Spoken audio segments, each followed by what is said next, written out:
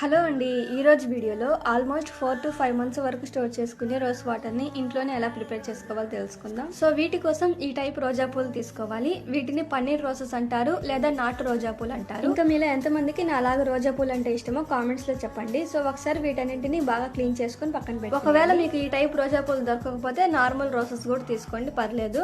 So ఇలా బాగా wash చేసుకున్న తర్వాత ఇప్పుడు బౌల్ గానీ లేదా ఇలా వెడల్పుగా ఉండే కడాయి గానీ తీసుకోండి. మధ్యలో కొద్దిగా హైట్ రావడానికి ప్లేట్ పెట్టుకున్నాను. ఇంకా బెటర్ గా కొద్దిగా బరువుగా ఉండే స్టాండ్ గానీ స్టోన్ గానీ పెట్టుకుంటే మంచిది, ఎందుకంటే చుట్టుపక్కల వాటర్ పోస్తాం కాబట్టి కదలకుండా ఉంటుంది.